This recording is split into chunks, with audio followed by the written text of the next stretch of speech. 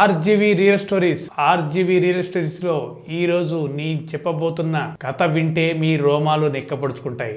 ఎందుకంటే ఇది ఒక దేశభక్తుడి కథ.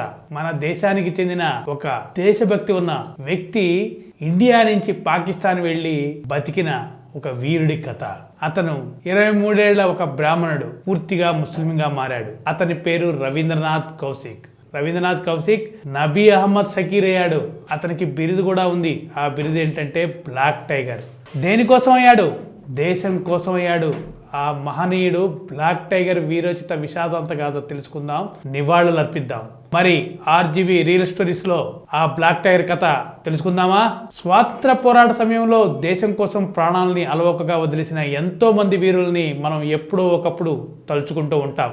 కానీ స్వాతంత్రానంతరం భారతంలో సైతం తన ప్రాణం కంటే దేశమే ఎక్కువ అని భావించి మెల్లమెల్లగా ప్రాణాన్ని శత్రువులు తోడేస్తున్న క్రూరమైన చిత్రహింసలు, నరకాన్ని చూపిస్తున్న స్వదేశీ రహస్యాల గుట్టు విప్పకుండా దేశం కోసం వీరమరణం పొందిన ఆ దేశభక్తుడి గురించి మీలో ఎంతమందికి తెలుసు? మనలో చాలా మందికి తెలియదు. అలా తెలియకపోవడం దురదృష్టకరం.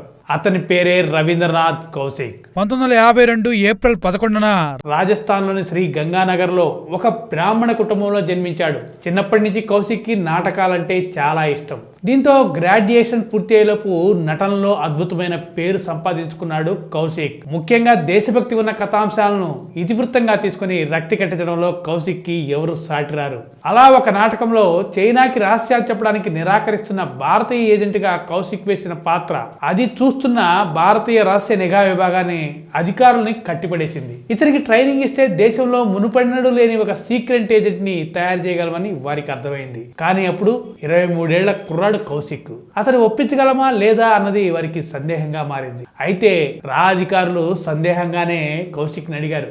కానీ వాళ్ళు అడగగానే కౌశిక్ ఎగిరి గంతేశాడు. దేశం కోసం తన ప్రాణాలైనా తీసేసుకోమంటూ కౌశిక్ ఆనందంగా ఒప్పుకున్నాడు. అతన్ని ఢిల్లీ తీసుకువెళ్లి 2 ఏళ్ల పాటు అత్యంత తీవ్రమైన కష్టమైన ట్రైనింగ్ ఇచ్చారు అధికారులు. శారీరకంగా మానసికంగా అతన్ని ఒక వజ్రంలా తీర్చిదిద్దారు. ఇక ఆ తర్వాత ఇస్లాం మత సాంప్రదాయం మూలాలు, ఖురాన్ గ్రంథం, పాకిస్తానీ యాసలో ఉర్దూ, హిందీ భాష మాట్లాడటం లాంటివి ఎన్నో కౌశిక్ వంట పట్టించుకున్నాడు.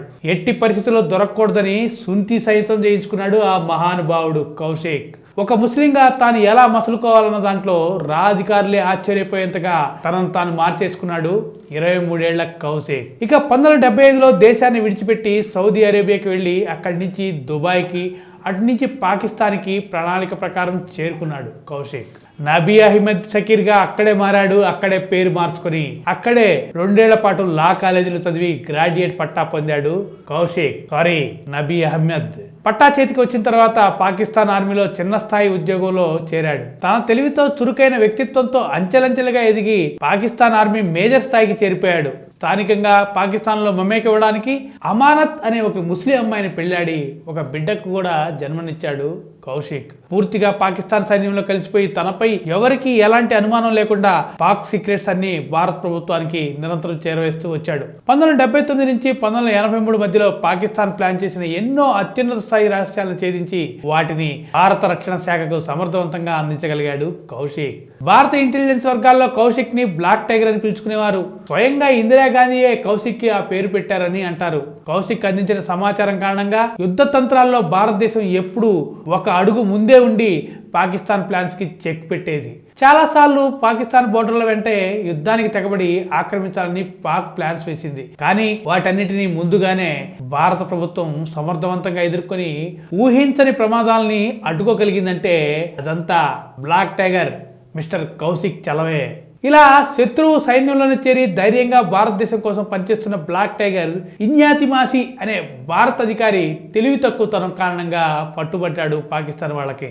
కౌశిక్ భారతదేశ తరపున కొన్ని విషయాలను చేరవేయాలని ఇన్యాత్మాసి అనే ఒక ఎంట్రీ లెవెల్ ఏజెంట్ ని ఇండియా పాకిస్తాన్ బోర్డర్ కి పంపించారు. భారత అధికారులు చాలా రహస్యంగా పని ముగించుకొని రావాల్సిన ఇన్యాత్ బోర్డర్లో పాక్ సైన్యానికి చిక్కాడు. అప్పటికైనా కాస్త తెలివిగా వ్యవహరించి ఉంటే బాగానే ఉండేది. కానీ ఆ పాకిస్తాన్ ఆర్మీ కాస్త బెదిరించగానే బ్లాక్ టైగర్ గురించి అన్ని రహస్యాలని ఇండియాకి కక్కేశాడు. అక్కడితో కౌశిక్ సాహసాలకు బ్రేక్ పడింది. అతని జీవితంలో నరకానికి తెరలేచింది.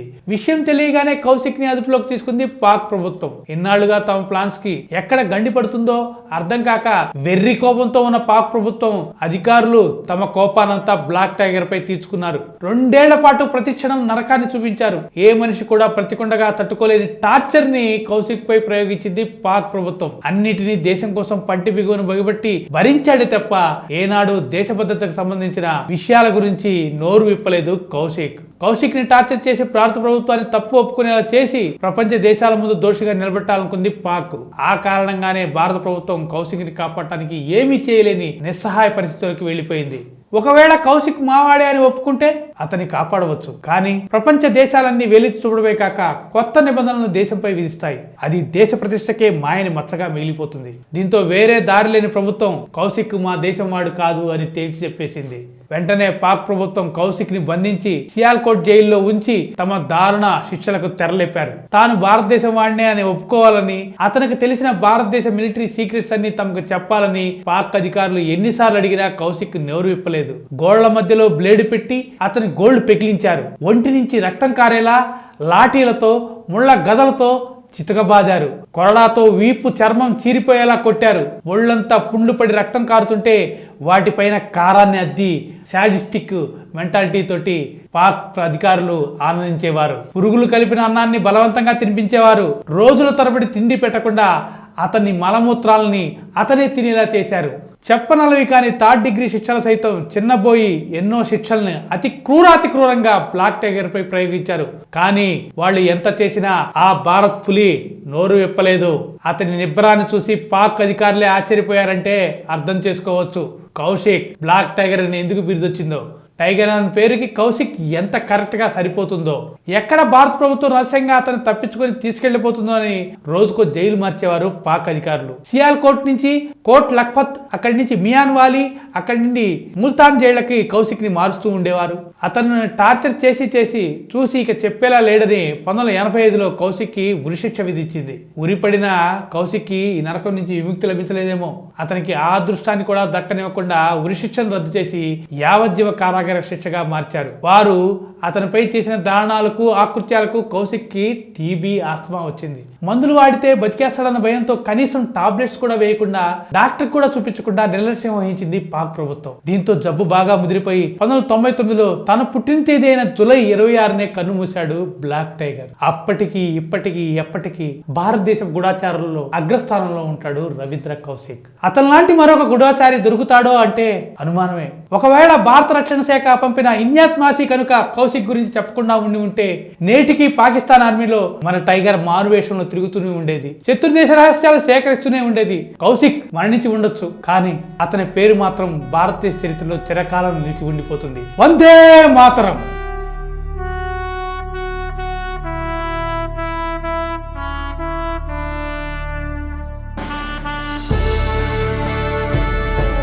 ఇలాంటి వీరుల గురించి మనం తెలుసుకోవాలి. మరెంతో మంది వీరులు తెలుసుకోవాలంటే మీరు ఫాలో అవ్వాలి RGV రియల్ స్టోరీస్.